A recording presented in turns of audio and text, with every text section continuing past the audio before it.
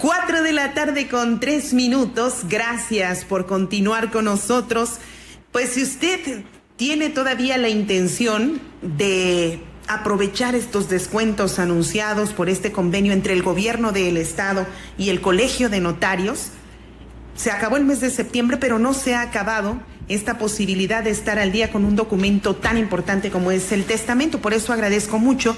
Nos visita esta tarde el licenciado José Luis Uriostegui Salgado, quien es un amplio conocedor en cuestiones del derecho civil, y bueno, siempre está al pendiente de las dudas que tenemos en estos temas. Bienvenido, licenciado, qué gusto saludarle. Muchas gracias, Lili. Alfonso, qué gusto saludarles y un saludo al gran auditorio de Radio Fórmula.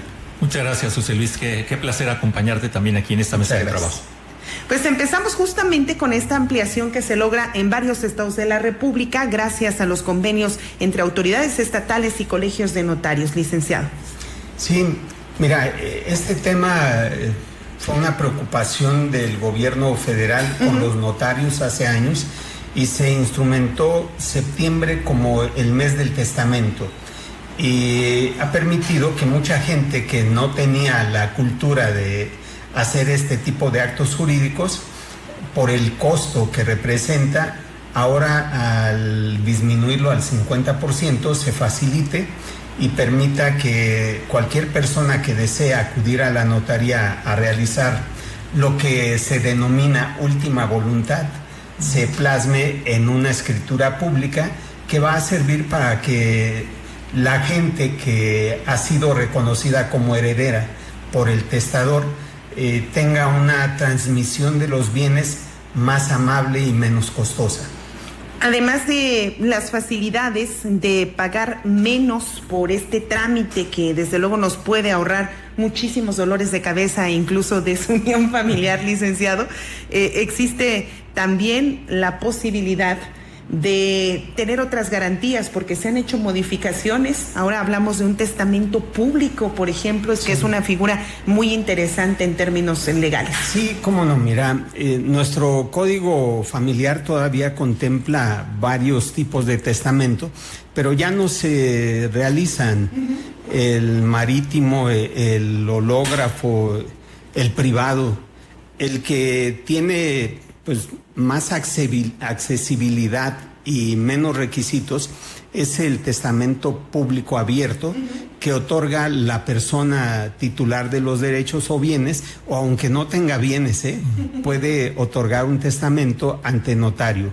Lo que deben hacer es ir a la notaría de su preferencia, llevar 3 testigos que no sean familiares, por supuesto, mayores de edad, y que den fe que lo que está plasmado en el documento es lo que de viva voz manifestó el testador. Para eso sirven los testigos. El notario toma nota de sus nombres, de sus datos generales, de el conocimiento personal que tienen del testador, y todo queda asentado.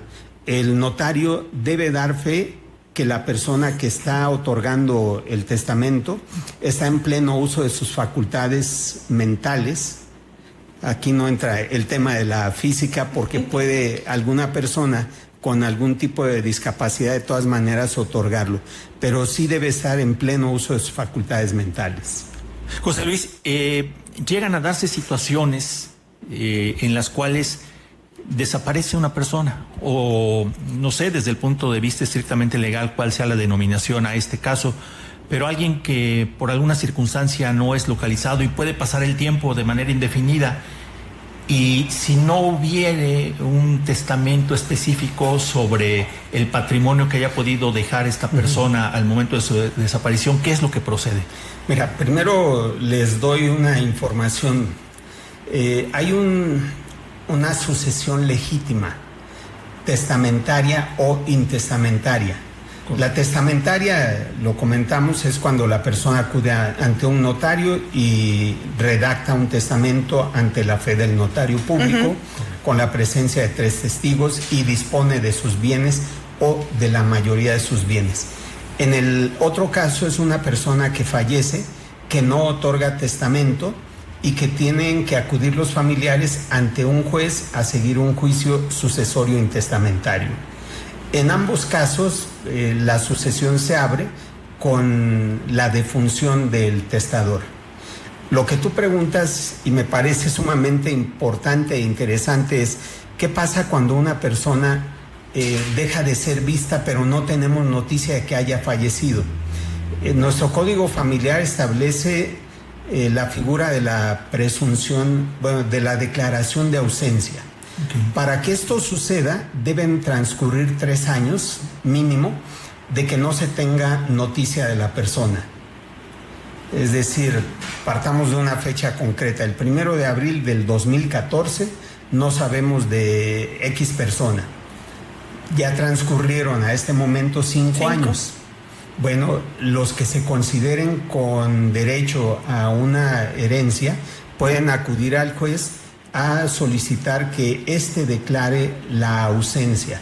Deben aportar pruebas, incluso se pueden publicar edictos para que si esta persona está por algún lugar, sepa que se le está buscando. Sí.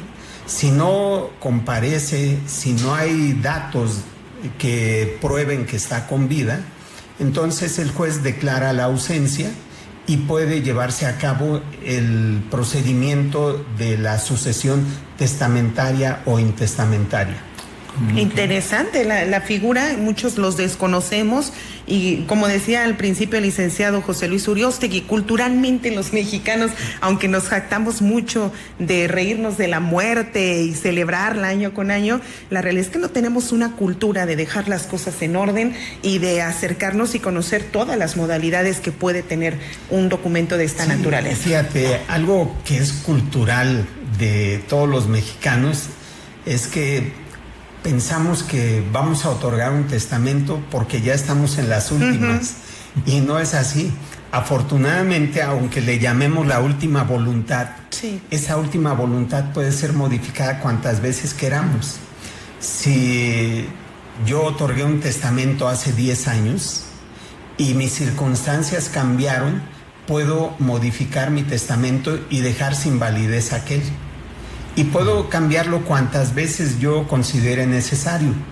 Ahora, si alguien no tiene bienes, de todas maneras puede hacer un testamento, porque a lo largo de la vida que le quede posterior a redactar este acto, puede adquirir un inmueble, un vehículo, alhajas, puede adquirir derechos. O vender otros, ¿no? También. Sí, claro. Entonces, sus sucesores acuden a este documento y saben qué le dejó a cada quien. ¿Hay alguna edad mínima en la cual la persona puede ejercer este derecho?